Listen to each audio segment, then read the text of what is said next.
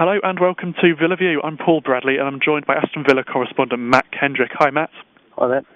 Well, first of all, let's turn to Ashley Young. He's been strongly linked with a move to Manchester United over the weekend. What's your understanding on this at the moment? Apparently from strong sources in the northwest, Sir Alex Ferguson has identified Ashley as his main outfield target for the summer. There's talk of a £15 million bid being pending. Now, I mean, I shouldn't imagine it'll be the first or the last Ashley Young story that we hear between now and the end of the season, but I do think this one has come from a reliable source, so it does appear to have legs. Villa's stance is the same as it's always been. Ashley Young remains their player. He's contracted to them until 2012, till June 2012, and they intend to not only hold him to that contract if they can, but to get him to sign a bumper new contract in the summer to commit his future to the club for even longer. It's going to be a true test of Villa's resolve. They're used to one of the Manchester clubs coming knocking, with Man City taking Gareth Barry and James Milner off them in recent seasons. But I think Manchester United are an altogether different proposition. I think if they decide that they want a player, then I think that's definitely going to turn Ashley Young's head and entice him. Then it just depends on whether United can give Villa an offer that they can't refuse in terms of money. But like I say, yeah, there does seem to be something in it. But at the moment, Villa are sticking to their guns. They want Ashley to stay for as long as possible. And it's probably a bit sad to say from Villa fans' point of view, but surely a bid for Manchester United for Ashley Young, that's going to prove irresistible for Young, isn't it? I think it would for Young.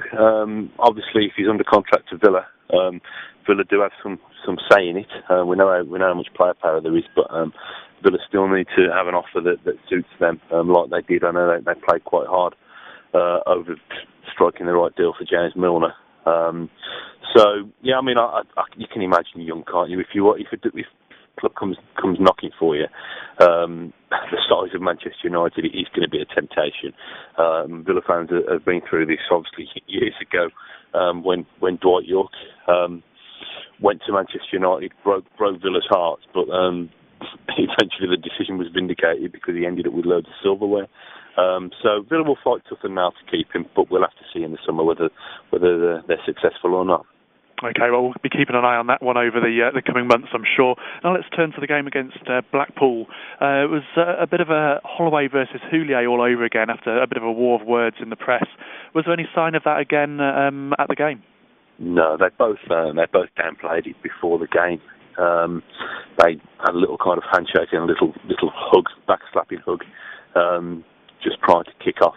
And in fact, I think they both let the teams go at each other hammer and tongs instead. It was a cracking, captivating game that had a real cup tie feel. But I think Gerard Houllier and Holloway have had their kind of public spat and are happy to put it behind them. I did try and question Mr. Holloway on it at the end, asking him if he realised quite the level of offence that he caused with his comments.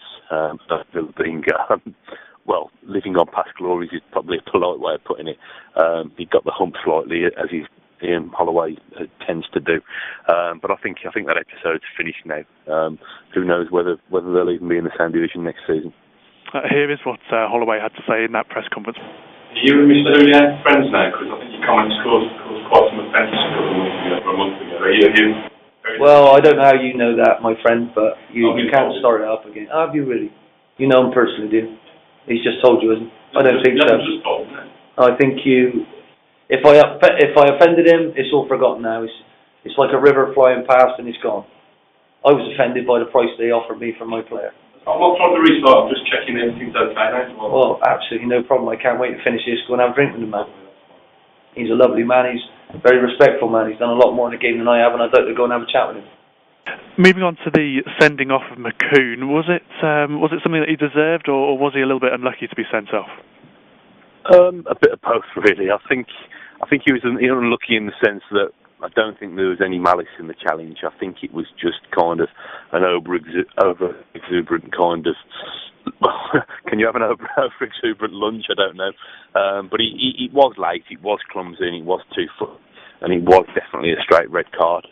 Interestingly enough, Gerard Houllier told us at the end that McKeown was very upset, but he was about to get even more upset because he thought that he was only going to get a one-match ban, which is the case in France.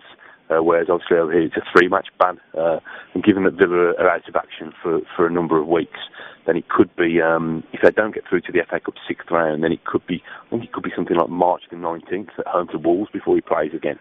So that moment of madness could cost him kind of 5 weeks on the sidelines. But like I said, I don't think it was malicious. I just think it was a little bit clumsy and senseless, really.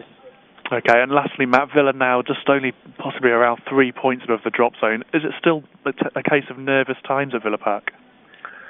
I think so, yeah, I think so. Until there's kind of real daylight between themselves and the bottom three, I don't think they can afford to get carried away or complacent at all.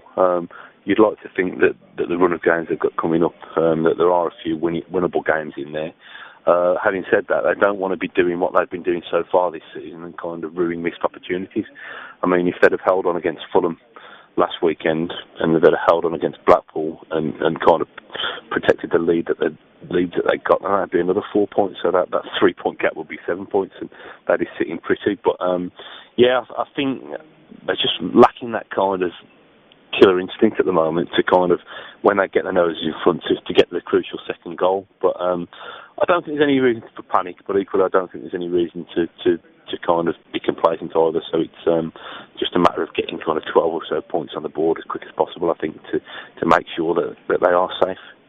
Okay, Matt, well, thanks for that today. We'll be back again next week with more Villa View.